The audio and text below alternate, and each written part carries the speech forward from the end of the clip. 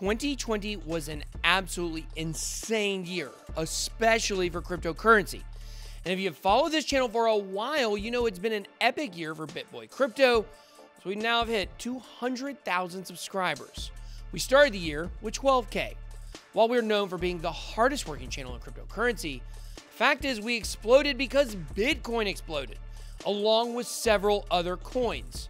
We added some new words in the crypto vernacular like DeFi, and unfortunately, rug pull. We saw the rise of many exchanges and the decline of others. And of course, we all became acquainted with the meanings of the words pandemic and helicopter money. It's been a wild ride so far, so join us today as we look back on the year that was 2020, crypto style. Today, the brain trust of BitBoy Crypto sat down to discuss exactly what a wild year it was and to give you some of our biggest insights of the year. Let's get it. BitSwap is the hottest new way to trade tokens. Crawling all the top decentralized exchanges, BitSwap gets you the very best price and value for your trades. BitSwap is changing the game. Try it now at bitswapdex.io. The big story of the year was the global pandemic. How did you see this affecting cryptocurrency? You want me to take this, TJ?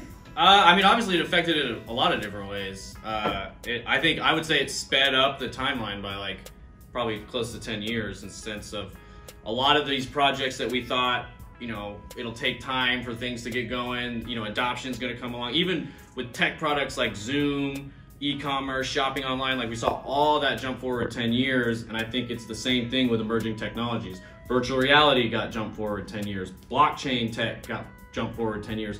All this election stuff, you know, and blockchain voting, I think became a big discussion this year, you know, so I think, you know, and then the money printing. I mean, that's the obvious one. Yeah. Like the global pandemic came along, they had to print trillions and trillions of dollars, and I would say that probably is the single greatest factor that has turned a lot of people to Bitcoin. When those checks started hitting their account for $1,200, people that I've been talking to about Bitcoin for years started to be like, wait a minute, free money for nothing just got deposited into my account? This doesn't make sense. And then they started at, where does money come from? What is money? How does all this stuff work? And I think it was huge for Bitcoin, personally. Yeah, I think definitely the pandemic is the thing that really has spurred everything on. I mean, I think if we were to go back and look at predictions for Bitcoin over the last, let's say, previous to this year, what was the number of people we're talking about? It would be a miracle if it got to $100,000. Right. It would be a miracle if it got to $100,000. And we start talking about all of these like super bullish scenarios that could happen and yada, yada, yada. But the reality is we got the most bullish scenario. It's crazy how the pandemic and the stimulus money and the helicopter money and the trillions of dollars, not only, because I agree with what you said, it's twofold. It's not only caused inflation, the dollars dropped by 12 to 13% this year, okay? It's not only caused that, but it's also caused people to sit and think and stop and say, maybe there is something to this Bitcoin. Exactly. And the people right now that are still the skeptics, still the haters, they either don't understand it or they don't want to understand it. And I think that really brought everything to the forefront, definitely this year. I think that's the single biggest factor in, you know, determining where we're heading with Bitcoin. Yeah, I mean, they call inflation the silent thief. It wasn't so silent this year. I think it happened so much faster that people really felt it in a very immediate way. Like you said, if it loses 10, 15% in a year, that's common in other countries. We haven't really experienced that. Most of the people that are in their prime age right now haven't really experienced that in their lifetime. So to feel it that instantaneously, I think really sped up the timeline. Yeah, and silence is definitely not something that I like, as we all know. But along those same lines, it also like kicked off a lot of the DEXs and, you know, like all these different things that were going on in, you know, 2020. So like we kind of had the bottom of the bear market, I would say, in March, where it was like all these kind of... It was, but it wasn't. It wasn't the low point of the market. March? This year it was, but the low for this market cycle was December 12th, 2018. Right, but for this year, the bottom, you know, it bottomed down at 3,800 or whatever on March 12th. And I feel like that was a big kind of, you know, a pivotal moment, I would say, for a lot of different people in crypto and Bitcoin specifically, because you have all these global economic things going on, the perfect narrative, all the money printing, you know, people looking for a safe haven asset, all these different things.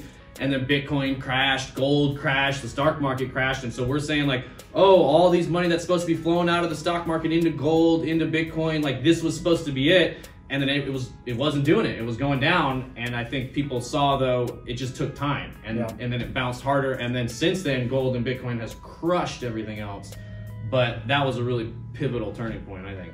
Bitcoin's bull run is in full swing this year. Did you guys ever doubt that it was going to bounce back in 2020? I think we should have all had moments, what we were just talking about with the pandemic. I remember where I was the day that the market crashed and the bottom fell out of it. And I just remember sitting there thinking to myself, like, man, am I wrong? Have I been wrong about this for all these years? But I want to go back a little even further than that, because really that was about a 2 to 3 day period where we felt like but crypto wasn't the only thing that was going through that. Everything in the world was going through that chaos for those 2 or 3 days. I actually go back to December and January, because it was December and January of last year that I was questioning my professional career. Where was it? Was it in Vegas, where we were sitting down and we were going through all that stuff? It was the end of 2019 or something like that, right? Yeah. But do you remember where? It was at a conference, a Bitcoin conference. We sat, I think it was in Vegas somewhere. We sat, it was probably after World Crypto Con. Was we that were talking about? Yeah, in November of 2019. Yeah. And we were sitting there talking about like where we think things could go, but things weren't really going there. And then in December and January, like I really remember just thinking like, maybe we're all wrong about this. Like maybe this is not going to be the same cycle. And it was really depressing. Like I went through, a lot of people don't know this. Like I'm a very happy person. I live a great life. I got a great family. But in December or January, I was depressed because I was thinking, what have I done with my life? I poured the last 2 years into this. My channel hasn't grown that much. And on top of that, I'm counting on crypto and Bitcoin to push my channel forward. And I'm thinking, this ain't going to happen. You know, and that was I call those 2 months the doldrums of crypto, because that was when nothing was happening, nothing exciting was going on, and we're just sitting there waiting for it, and nothing is popping. Well, and even you get big news stories that in the past would have an effect, and then, it, like you said, nothing. You know, it was like great news, price drops. Yeah. Great news, price drops further. And it was like every narrative that you were looking for that would kind of boost things up, the price just kept going down. You know, I was right there with you. November, December, January, February was psychologically a bottom for me, very similar to the bottom of the Bitcoin market. And I never thought I'd see Ethereum under $100 ever again. So like at the very bottom, just personally for myself as like a reminder, like, hey, you really do believe in this stuff. On March 12th, you know, I bought a little bit of Ethereum for $89 and I bought a little bit of Bitcoin for sub 4K, but same thing. It's like, you didn't have much cash left. You're all in at this point. You've been all in for years. So, you know, watching it all develop was tough. Yeah, I kept going through the motions though, you know, because like I just kept thinking, the one thing that really kept, well, there were 2 things that really kept me going during that time. Number one was my TikTok account exploded, you know, and all of a sudden I've got like millions of followers and things were going really incredible over there. So it's like, well, at least if crypto don't work out, I got this other thing going on over here, you know. But the second thing was, well, you were talking about the psychology. I'm smart enough at this point, and I've been through these cycles long enough to know that when you start feeling that way, that's when you're near the bottom. And like, I really hadn't felt that way the entire bear market. Right. Even when we go back to 2018 with the huge drop, where we bottomed out totally, I think it was around $3,200 or so. We look back at that time and we say, well, that's because of these hash wars between Bitcoin SV and Bitcoin Cash. There was like a reason that it dropped that low. With this, it just seemed like, you know, nothing was happening, nothing was ever going to pop. And I just remember thinking to myself, like, man, I might need to get a new job, but that's what clued me in. Can I just hang on a little bit longer through this? And then we saw what happened. So March was a little bit different. We had a huge drop then. Then at that point, it wasn't necessarily that I was questioning crypto or Bitcoin. It was questioning, what is Bitcoin? If Bitcoin isn't this hedge, you know, this value, this hedge against, you know, disaster, then what is it supposed to even be? And that was what I remember questioning at that time. Yeah. So I guess to answer your question, yes, like yes and no. I had doubt. On one hand, I never doubted it, but at the same time, you question. It wasn't really questioning Bitcoin as much as it's questioning yourself. Like, did I get this wrong? You know, like I believed in this so much. Is it possible that all of us are really that crazy? We're delusional. Yeah. PayPal entering cryptocurrency this year. Is it good for cryptocurrency for bigger companies like PayPal to get into the scene? I think that's a great question, and that's one that you'll get a little debate, I think, from within the community on the hardline Bitcoiners, as far as like third parties that open Bitcoin up to a lot of users, which in my opinion, I think that's a great thing. You know, PayPal with 300 million users, just having an option to buy Bitcoin, putting it, that name and that brand in front of so many people just so they can have the awareness of it, I think is great. You will get hardline Bitcoiners that are like, oh, you're not really custodying it. You know, they're not really on chain transactions. We know who those people are. We know them. We like them. But and there's something to be said for custodying your own and on-chain transactions and all that type of stuff. But there's also something to be said for exposure and getting Bitcoin to the masses. And in my opinion, what I think is the most valuable, letting people watch Bitcoin compared to other things. Yeah. I think, I mean, I'm right there with you, which is weird because we don't ever agree on anything. And I feel like so far we've been agreeing about a lot of stuff, and it's really weirded me out. Right. But the thing is, when it comes to PayPal, exposure is absolutely important. It opens it up to 350 million people. You can't say a bad thing about that. A lot of people look at this and they say, well, okay, well, PayPal is not a custody solution. It's the same thing as Robinhood. Basically, and there's a distinction here even between Coinbase. So you got PayPal, Coinbase, and your own wallet. Those are three different ways to own cryptocurrency. A lot of people say with exchanges, you don't have your own private key, but you own that crypto a lot more than you own the crypto that's on Robinhood or PayPal. Because on there, it's almost the same thing as trading in the Grayscale Bitcoin Trust or the Ethereum Trust. You don't own that. You're basically just investing in a share, in not a stock in this case, but in a share of cryptocurrency. If the price goes up, then you make money and you can pull that money out, but you can't withdraw that crypto. And a lot of people look at that as a really negative thing. I look at it because I try to look at positives in this stuff, even when things I don't like. This is a point to educate people. This is a great way when you're at family dinner or you're talking to your friends or at work, whatever the case may be. I got to school TJ on crypto all the time. But the thing is this is a great opportunity for you to educate those people. And if you don't understand the differences between those three ways of holding crypto, you need to get educated. And when you understand that, then you can help other people. And then who knows, maybe one day you'll be making YouTube videos, with some of our listeners or whatever the case may be. And I think that's the important point. It's not just throwing our hands up and saying, they didn't do it right. Oh my gosh, this sucks. Number one, it's a way for us to educate, a point of conversation. This is ways that everybody uses PayPal or Venmo pretty much, okay?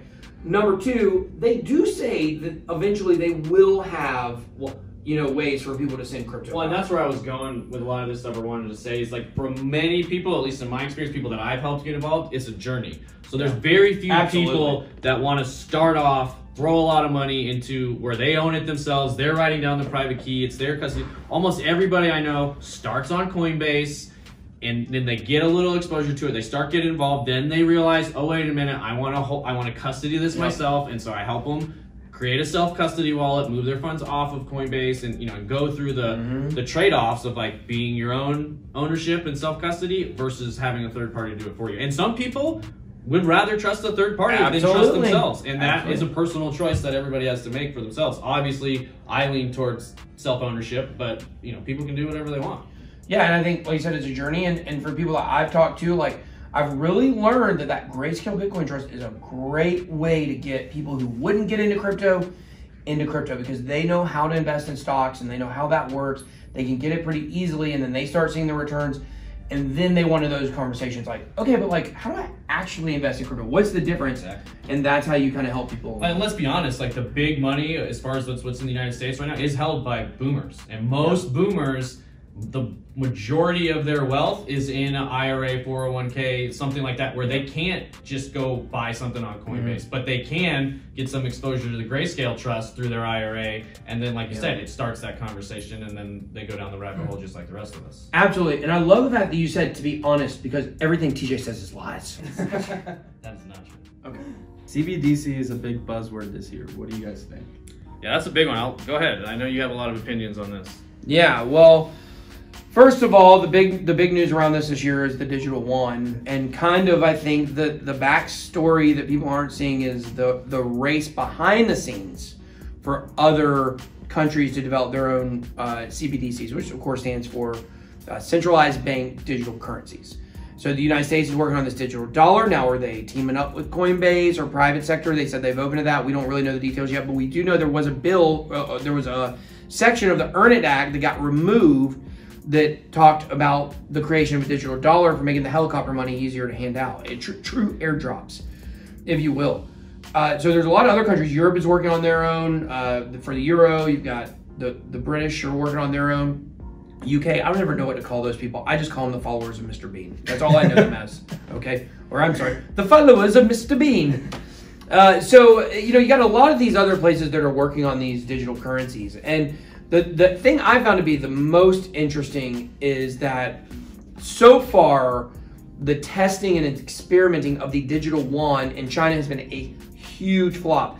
Not only that, but the American companies that were involved in this, including Starbucks and McDonald's and I think Subway, I think all three of the largest fast food places in the United States, by the way, they all have tried to separate themselves from it. They actually have now said like, oh, we weren't actually involved in that or whatever. So I don't know if this could be something that could actually push us more towards Bitcoin than CBDCs if it is as big of a flop as they said it was. Yeah, well, I think it'll be interesting as they get developed and distributed. Like I said, if they really do start airdropping these things and people start looking at stable coins, more or less, up against other digital assets, it'll really start to tell the story of inflation and all these different things. So it'll be interesting to see how all that plays out over the next few years. If you are using a cryptocurrency, so to speak, for your own, wherever you live, your own version of a fiat, it'll be very easy to move your assets back and forth. So I think you'll start to see a lot of people, I keep my savings in Bitcoin, and then when I go to spend, I'll move it over to USDC or whatever the stable coin is that wins these stable coin wars.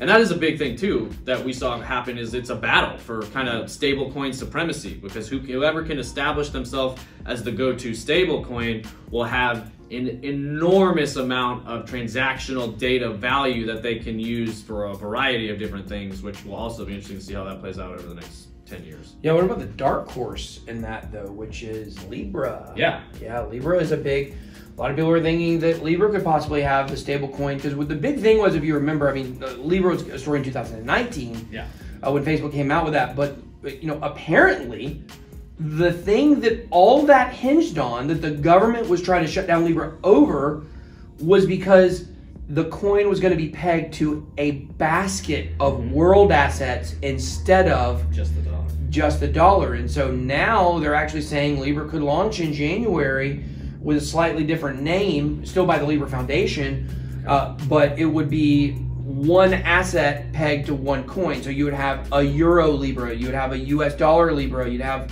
a British pound Libra. I don't know what they call it. They're going to be these days, but pegged to fiat currency. So basically, the U.S. government came out and they said, well, this Libra concept, that could threaten the supremacy of the U.S. dollar, and we don't like that. So we're going to put the kibosh on this right now.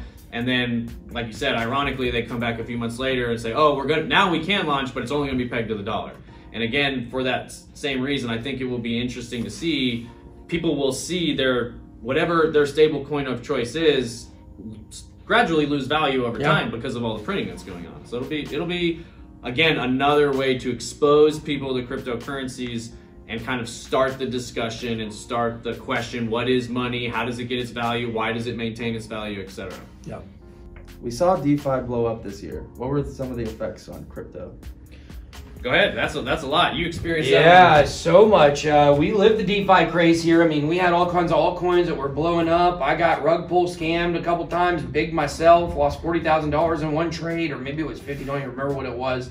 Still have that in my account. I can't remember the name of the coin, but I do know. I have finance? Listen, you know finance. That's it. $135 still in the account on that one. Thanks to my friend for getting me in that one. But I mean, we just had so much in DeFi. I remember really late last year and early this year. So there were some other people that were talking a lot about DeFi, and I was just like, is this overrated? What's going on with this? And then to see how it exploded this year was just absolutely phenomenal. And there were a lot of people that were on this before we were. But once it really got heated up, I really started understanding the depth of what's going on. And I think really DeFi's made a full circle already. I think that it started out where it had some big coins that were doing a lot of good stuff, having to do with oracles and lending and collateralizing loans and all this stuff. And then all of these smaller finance coins started picking up. Some of them were okay, but most of them were garbage. And we know that at this point. And it's like DeFi had that big pullback over the late part of the summer and early part of the fall. And then now I think we're seeing the rise again of what I call the blue chip DeFi coins. So I think in a very short period of time, in 1 year really, DeFi has matured and grown up. There's still a very immature part of it, but now we see what that is.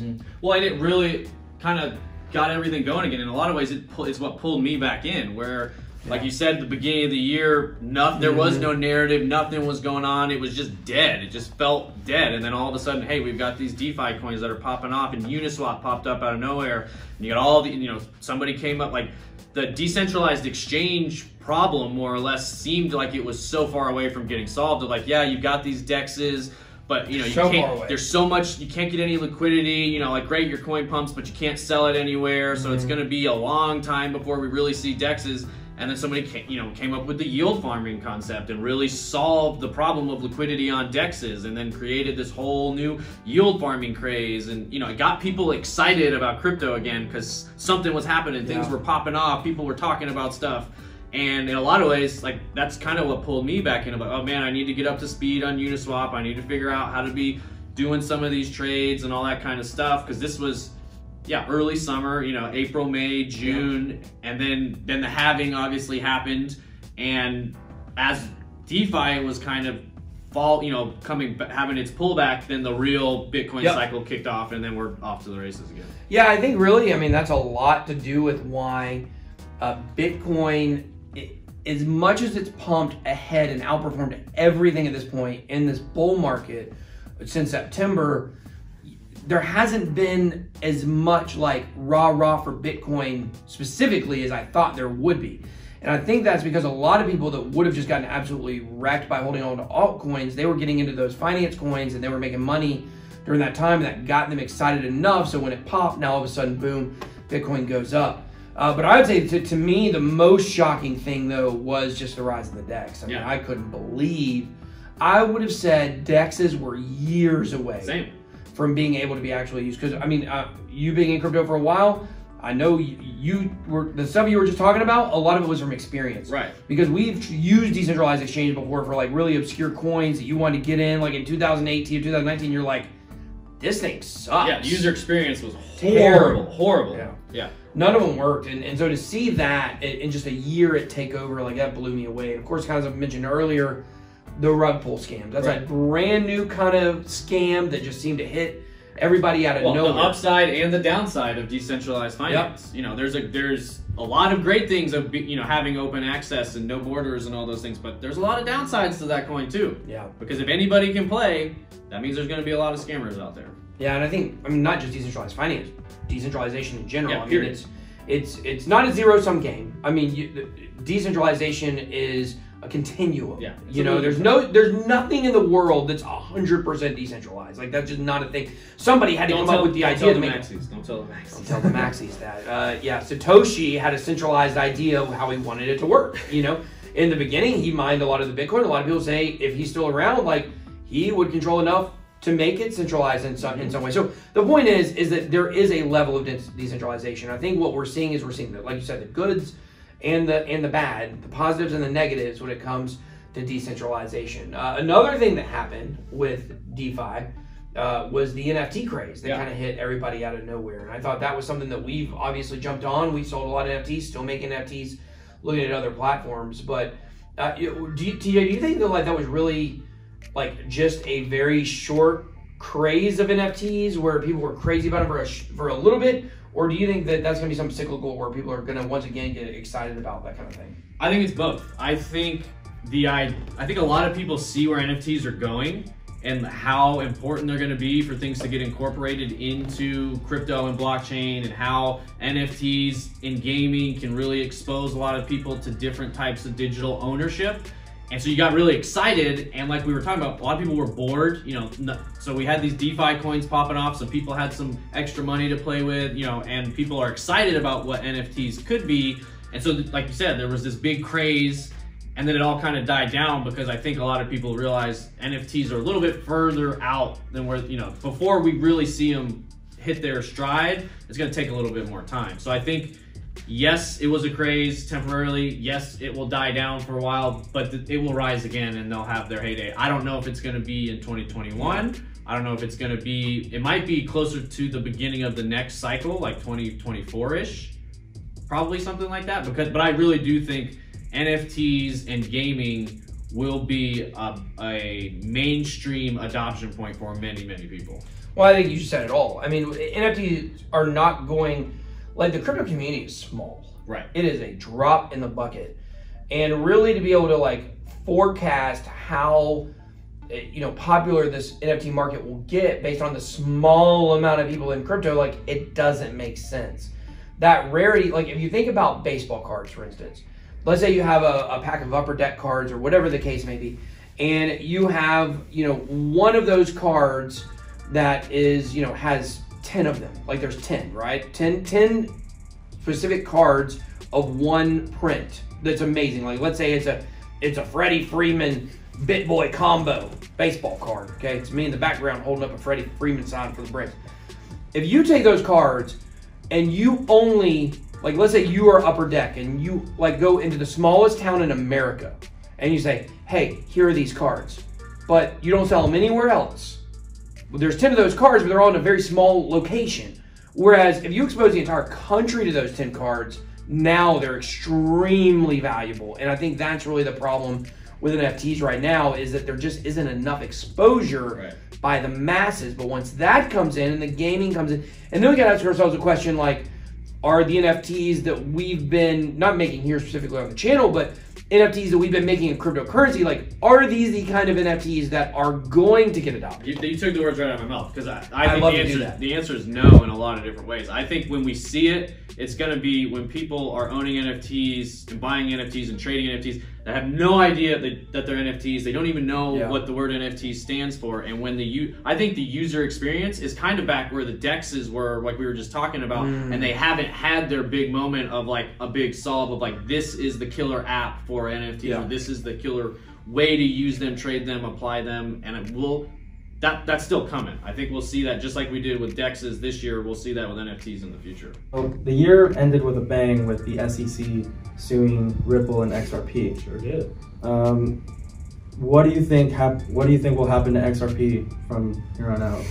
Well, if I know one thing, I know TJ hates him some banker coin. So let's hear from him first. Well, I was going to say that's an interesting question, because it's something we've gone back and forth on. On can this be a death blow, or will it be? I mean, because we've seen this happen with a lot of other projects in the SEC before. You get a slap on the wrist, you settle it, you get it taken care of, you pay your dues, and you're good, and you go on to business as usual. So the big question is, will that be what happens with XRP, Ripple Labs, or will? And this is what I think is going to happen. I think the SEC is setting them up to try to make an example out of them, to say, hey, anybody who tries to go toe-to-toe with us, you know, you can't do that. And if you try to go toe-to-toe with us, we're going to bury you and we're going to put you down. And I think they're going to use Ripple as that example. Just like they did with Ross Ulbricht on Silk Road, they way overdid his sentencing and everything that they did just to make an example of, not necessarily that what you created is so far beyond what we can prosecute.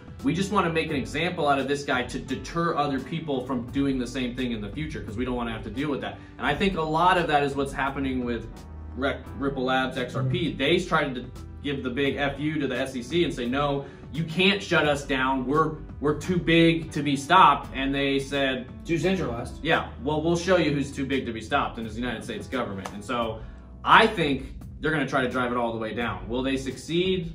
We'll see. Yeah, I mean, obviously, TJ is a central bank coin hater. Okay, he hates Banker Coin. I do. He hates XRP. He hates Ripple, and there's a lot of people like that, and I get it. I understand why.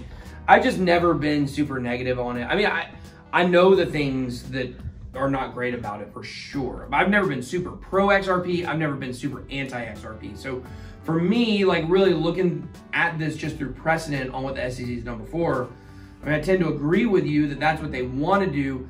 The main question is XRP or is Ripple Labs actually behind the scenes working out a deal?